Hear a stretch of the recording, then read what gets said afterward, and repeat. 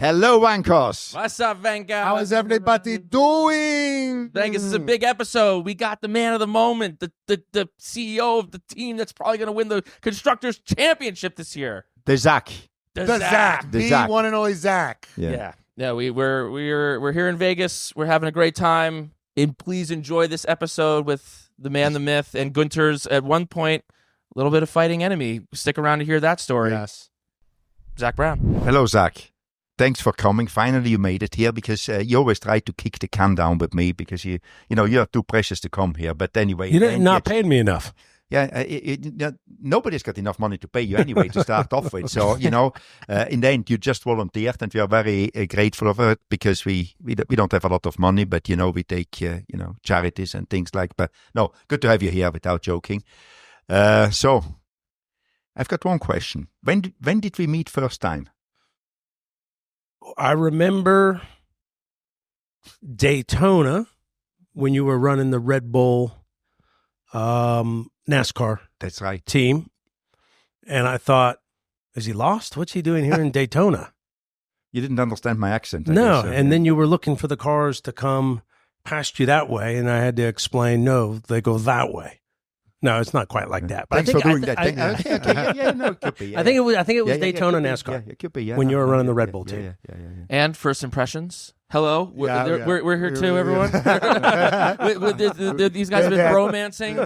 They were like keying, like it was like no time had passed. But what we all got the impression of Guenther, since he's become a famous Drive to Survive, celebrity. What was the Guenther before in the pre? The kind of what you days? see is what you get. I Yeah. wouldn't say he was radically different. Kind of the first Formula One team guy, European, to kind of come into NASCAR. Really, back then, that was. I was the first one. I Yeah. forget. Kranefus was there before me. Mike. Yeah, but But he was 50 years Ford. ago. And Yeah, he kind of seemed to be NASCAR. So in a weird way, he was the NASCAR version of you. Like you're the American Kind of in a F1 weird way, man. yes. Yes. And now he's an American citizen. Do you feel kindred with him? Who'd you vote for?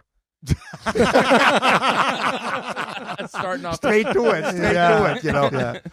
This is not a political channel here. Zach. Be careful. We only care about the politics of motorsports Yeah. here at which is Bank enough. Hours. Which is enough for us. To try to sort them out. So, That's right. Yeah. Would you vote for me if I was running? Because I'm thinking Absolutely. I mean, and you would get me then in to do something for you. about it. Yeah, or you'd could definitely be in my cabinet. I want to exactly. see. I want to Yeah, see yeah, a big monster logo on the White House. Yeah. I feel like the White House is there's so much ad space on the White House that's being unused right now. I feel like you're just the guy for the job.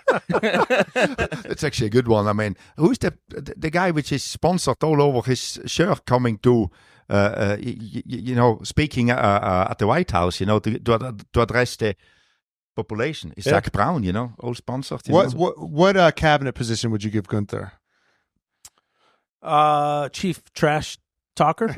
Okay. He would be your But press that's secretary. but let me explain. That'd be a very important position in my Right. cabinet. Yeah. That's right. the most important one. It's the obviously. only thing I No, really it's do the- well, yeah, actually. Exactly. Yeah. Yeah. How do you think he would hold up in congressional? You think you get confirmed? The problem is you wouldn't hear anything he'd say because everything would be beep, beep, beep, beep, beep, beep. I That's was right. making Yeah. you speak. Yeah, it's a good thing you got out before the FIA started cracking down on all this swearing, Guenther. Yeah. Yeah, you were ahead of your time. Yeah. I saw it coming.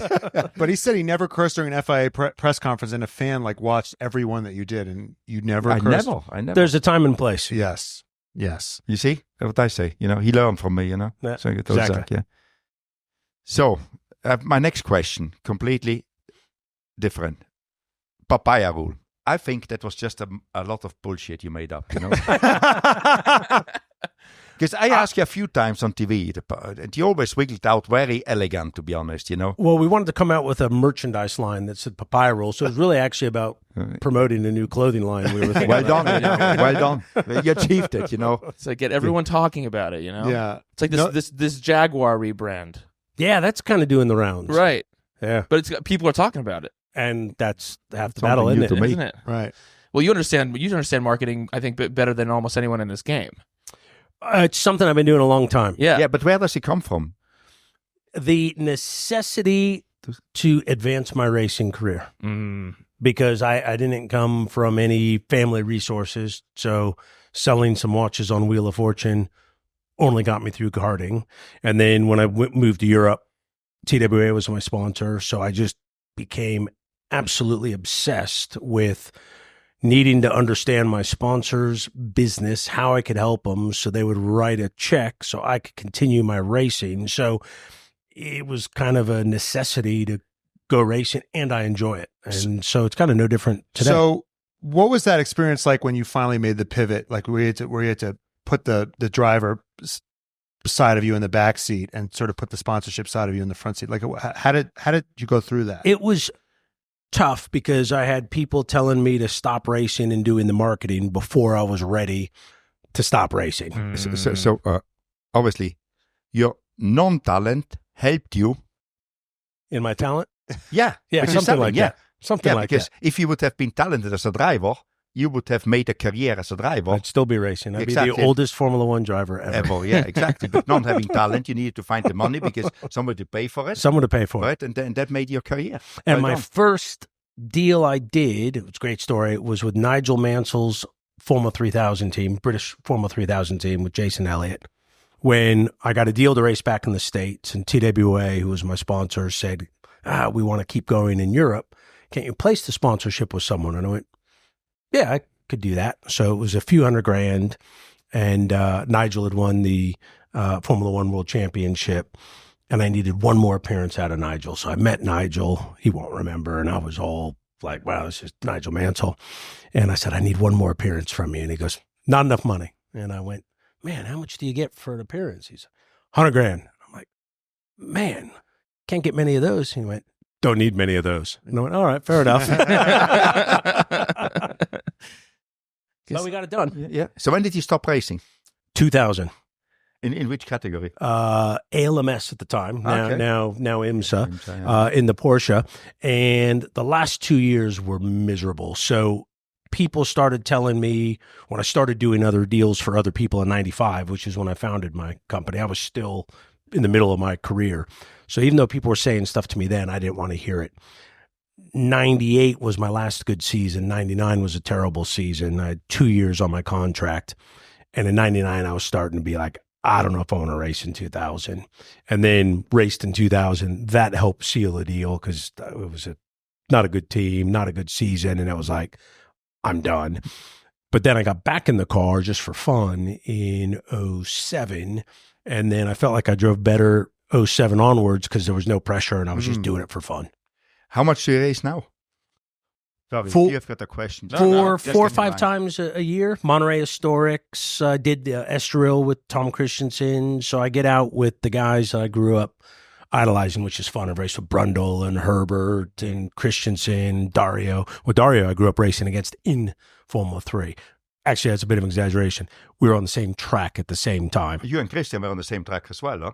No, Christensen is I think he's older than me because he raced against my buddy Richard Dean in Japan. But Dario, I remember in Formula 3, Dario won I think it was the first race of the year, and then Magnussen won like the next 15. Yeah. And I remember Dario coming in, he was buddies with my teammate going, my career's over, this guy's destroyed me, and turned out pretty good for Dario. Yeah, absolutely. So you make the move to sponsorships. I guess what is the secret sauce? Because we saw the McLaren car in like 2017, 2018, and it's like completely blank. Now it looks like Times Square. What is the process to getting a sponsorship? So you got to get used to rejection because for every yes, we've already mastered that you get for the pod. 50 no's. So what's the next step? Then relationships. Mm-hmm. Building trust, playing the long game. You know, I've never done a kind of short term in it now. I've always played the long game. I've let things grow. If you look at the partners on our car, we've had them a long time since we've gotten started. Back in my old agency, had partners a long time. And then just becoming immersed in understanding what the corporation's trying to get out of motorsports. And if you understand that, and then you build a program around what they want, not what you want, you end up getting what you want if you give them what they want. But you got to start with giving them what they want and understanding their business. Pretty simple, actually. Well, what we would like, what's the smallest part of the car And how much does that cost? And maybe we could do some kind of content exchange. The price tag now on Formula One, you're $5 million on up. But Okay. what if we became the McLaren like propaganda channel, Right. And then it's a content He exchange. doesn't need any propaganda. They're winning the world championship,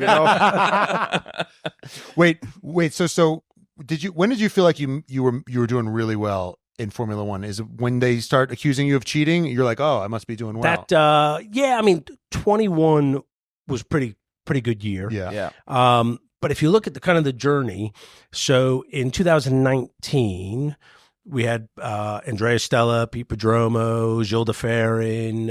We brought Pat Fry back.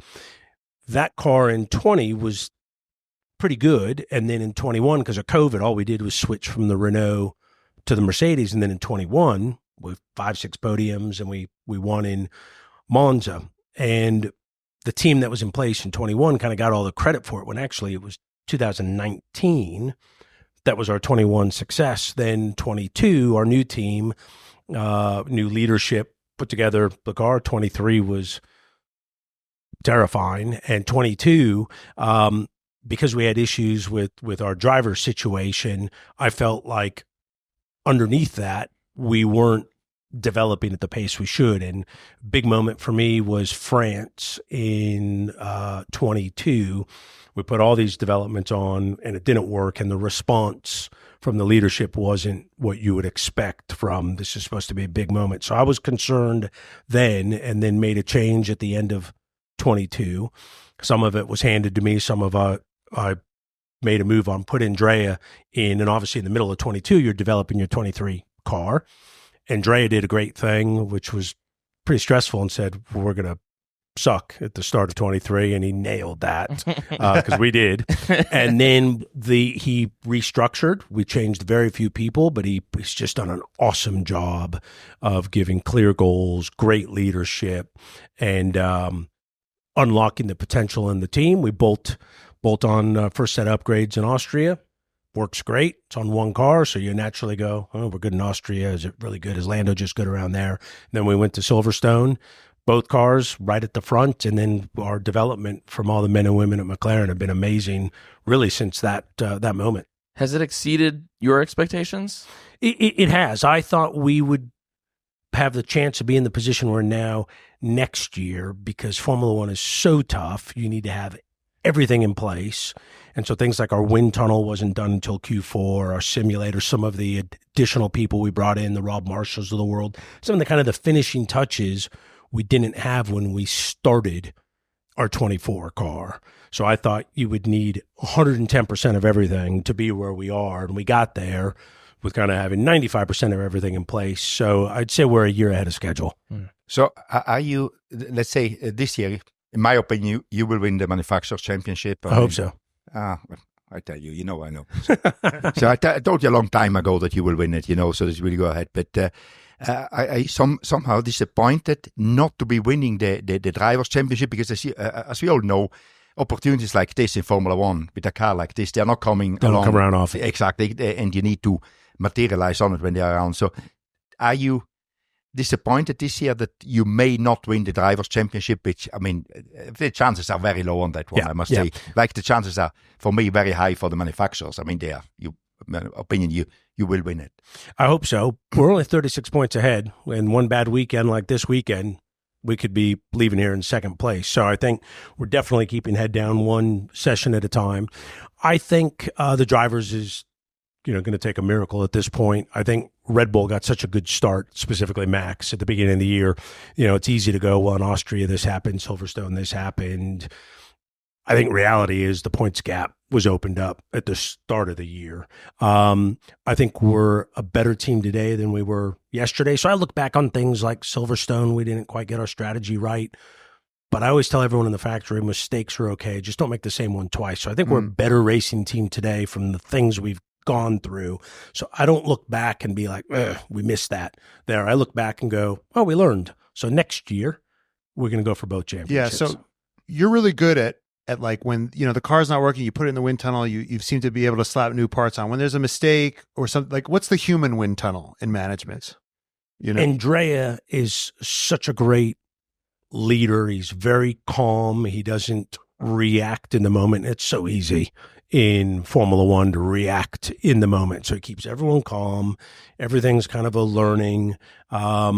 I'm kind of bouncing up and down on pit wall. I try and pretend like I'm not, but I just look at him and he's always okay. That's how I'm supposed to look calm.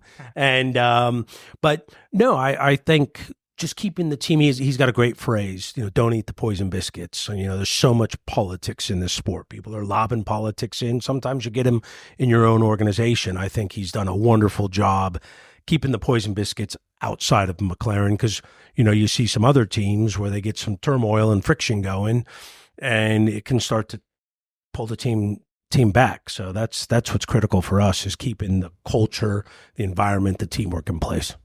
Do you want to? Well, you're bringing that American culture to Formula One, which we love. Guenther also we view as he's an American citizen. But we got a little quiz today for the both of you. See which of you is more American. More American? Yeah, that's this is right. gonna be close. So, question number 1: what car do you drive? Both of you answer. We'll decide which one is more American. Toyota Tundra. I'm a car collector. Yeah. So, of course, I have some McLarens. Of course. So if we discount that, because that's the obvious answer, I would say my favorite car to drive is a Porsche 959. Okay. So I guess I win that one. I think if I've got the smaller car, I guess even if I've got the cheaper I think- car, I think- I win. I won this one by miles. This I gave you a lap on this one. Okay, that goes to lap Guenther. down, Yeah. lap down. Yeah. Zach Okay. is a lap down. Next question: how do you take your coffee? With milk, but of course you call it white Yeah. in England, but because this is an American thing, I'm going to say with milk. I take an espresso. There we go. One That's- all. It's tied up. That's a Neck and tied neck. up. Okay, Indy 500 or the Monaco GP? Same weekend. Yeah. I've been at Indy the last 2 years. I was in Indy this year and wasn't impressed by it, so I go for Monaco. Even if I lose, even if I lose. Yeah. I'm glad that they're changing it because I want to go to both. Yeah. Right. Are they switching it up? Because Canada's moving, Yeah. so Oh, now right. because it's always a nightmare. So Right. my view is because I'm my personal goal and team goal, I want to win Le Mans, Indy, and Yeah. Monaco, and so we've finished second out of the last 3 years in Indy. So it's like I'm going to go to Indy, get that win out of the Yeah. way. Now all of a sudden we're qualifying on the front row at Monaco, and it's like, oh, now what? So my biggest fear Right. is not being at one of those races Mm. and winning it. Yeah, we got to get Pato over that finish line. Yeah. Next, favorite kind of pizza? Margarita. Pineapple. There we go. That on purpose, just to win. Let's go. Yeah. Okay, next, favorite. What's your pasta order? Fettuccine Alfredo. Guenther? Pomodoro. No, even the way you said it. It does yeah, say yeah, it. exactly. When he says fettuccine alfredo, what does that bring up for you, Guenther? Okay, what's your favorite band? Oh, you got Kiss there. Kiss. Hall & Oates. Okay. My American favorite band. No, Any just favorite band. Taylor Swift. My favorite band. You too. A good band. You too? Hall & Oates. Oh, no. Come on. Yeah, It's like the biggest but- duo but- of all but- time. but you're just trying to make points here, No. You're just taking the John opportunity. Hill's a buddy. Yeah, you're just taking this opportunity because you got upset because I said to you, are you not upset not winning the Drivers' World Championship? Yeah. He wants to win. All right, guys. Okay. You gotta be quick. Now, this one, you got to be quick. First to finish the quote wins, okay? Okay. 4 score and...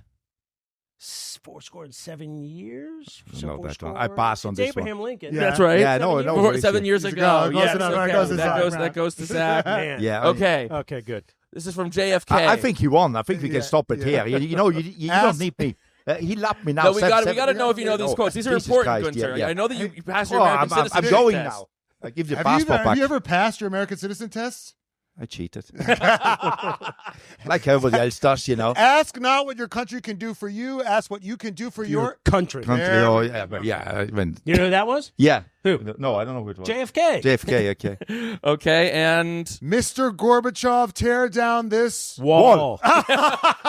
You know, that was a photo finish. That was a photo You know who finish. said that? Reagan. Yeah. okay, and the last one, said by Tom Cruise in this movie. I feel the need for Speed. Guenther. I lost. Guenther. Get out. But wait, I go and get my passport. He might have an American flag in his office at his home, but oh my God, Guenther, you just got that was a McLaren versus Haas performance right there. I won the first lap. That was Haas last year. You know, the first And lap. then he we ran out of beat them. tires, Yeah, as exactly, usual, yeah. right? After one lap, yeah. Well, that's all we've got. I mean, you're a busy guy. You've got a long weekend ahead of you. Thank you so much for my pleasure. Good for to be joining here. us here. Thanks for coming, Zach. Honestly, Absolutely. you know, it was a pleasure. And I know that you've got a lot to do, and for you spending time with us, we are honored. I see you guys all the time, so you guys do an awesome, Thank you. awesome I really job. appreciate it. Thanks And, so much. We've always gotten along most of the time. Remember Most that of time we almost got in the? Everyone thought we were in that fight. Just shouting at each We were other, just yeah. shouting at each other, and it did the round. What about- what were you shouting about? So I built it up. I was like, man, we were threatening each other, and we were Trying like, to hey, kill what it. are you doing later? You want some fettuccine Alfredo? Yeah. Wait, what was you yelling about? Magnussen got on our way with Alonso. You had something stupid to say to me, and then I came and confronted you. Yeah, If I that got was good. It looked anything like we were better going to do, get. yeah. We need more fights in Formula One. We do. We definitely need some NASCAR style. Yeah. We just had Coulthard on. We showed him the clip of when Schumacher Schumi? charged him in Yeah. in Belgium. We were like, we need more of this. Yeah. Yeah, totally. Totally. Yeah. We should maybe fight this weekend. I'm not Well, running a team anymore. hey, if you don't know. okay. Yeah, sorry, Piastri, after Max was running Lando off the road, he said, maybe we got to handle this the NASCAR way. I feel like that was a little bit of Zach Brown influence right there. Exactly. You'd like to teach me some boxing lessons, I know Exactly. in NASCAR they just they hold Yeah, each other. It's yeah, not, no, Team Principal Octagon. Who do you think's taking it? Toto's a pretty Oh, big guy. yeah, at least with the training. I wouldn't want to piss off Okay. Toto. Okay. No. All right. It's the quiet ones you got to worry about. Okay, could you honor us with a goodbye, Vankas? Goodbye, Vankas. Yes. Goodbye. Goodbye, Wankers. Goodbye, Zach.